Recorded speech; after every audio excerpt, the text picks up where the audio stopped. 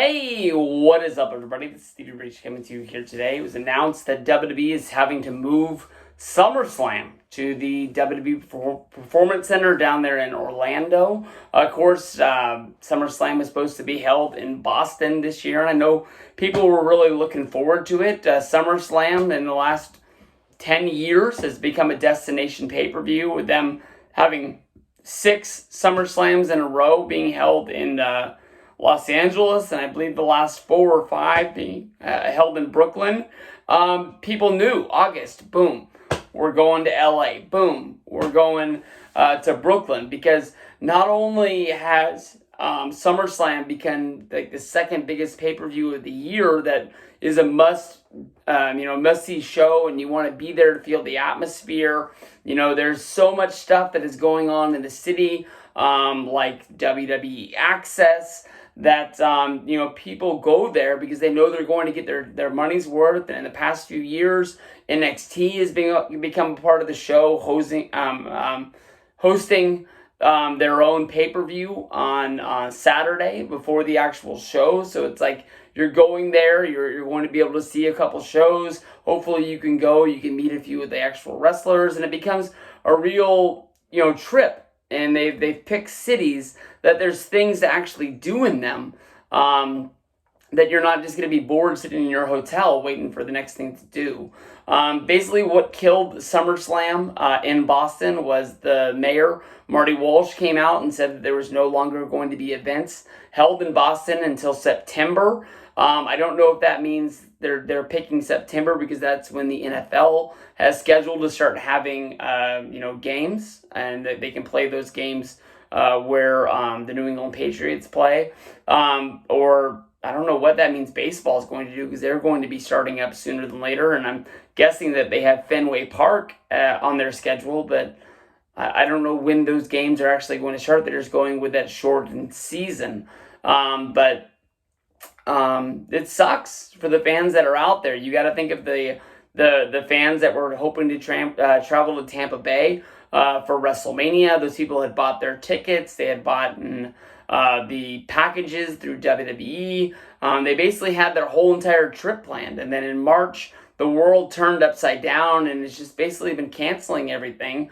The city of Los Angeles, which is supposed to host the next WrestleMania, their mayor came out and basically said the same thing, that they weren't looking to housing big events in their city for up to a year. That puts WrestleMania next year, which is going to be held in that new, I believe it's called SoFi Stadium, unless I'm getting it mixed up. I don't even know what SoFi is. It's just whoever paid to put the name on there. But where the Rams and the Chargers are going to be playing in Los Angeles, that is at risk. But you got to think the people of Boston, it sucks to be them. I'm sure a lot of them were hoping to see 2 great shows. I'm sure they were excited to be getting WWE Access coming through there, and that is just basically going to scrap everything for them, which is a huge deal. You got to think of how WWE treats all of their sponsors. Lately, when they've been doing shows on the road like this, they have sort of like I guess they're like events, but they're also called like special sales, where the wrestlers will be like at Foot Action, and then on top of that, they're going to be pushing like random merch that's the only place you can get it, whether if it's hats or shoes, t-shirts, things that are going to make the wrestling fans that are traveling to these cities go to these places to buy these random items, putting money in cash registers for local merchants around the town, which has honestly been pretty cool. So SummerSlam going there, it sucks for a fan like me. I wasn't planning on going to Boston, but I like sitting at home and watching a good wrestling show.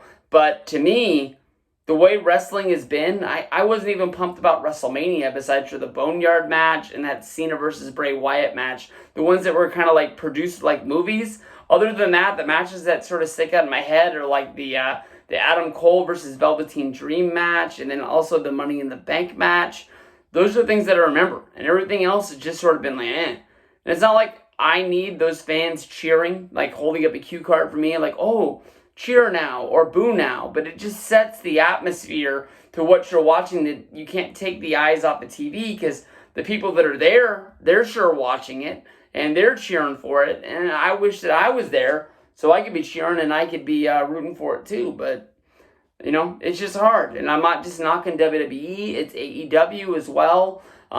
This world's going to get fixed someday. I'm hoping that it's going to be sooner or later. And I'm not blaming WWE, but maybe if WWE actually shut down like New Japan did and wouldn't have all these things, I'm not putting the finger on them that they're the ones spreading the coronavirus here in the United States or anything like that. But it sure seems like it would make the world a little bit easier. But then again, they're treating us like we're so special that they have to put it on this show for us. And we all know that the only reason why they're putting on these shows is so people won't cancel the WWE Network. And then like their partners like USA and Fox won't cancel them or, basically not keep putting that money in the till and the stock price stripes. That's about the only thing I can think of. So let me know what you guys think. We're not going to Boston this year. Going to be watching on the Performance Center. All I know is WWE, they owe Tampa Bay as well as the city of Boston big. In LA, we've got to see what's going on with that one for WrestleMania.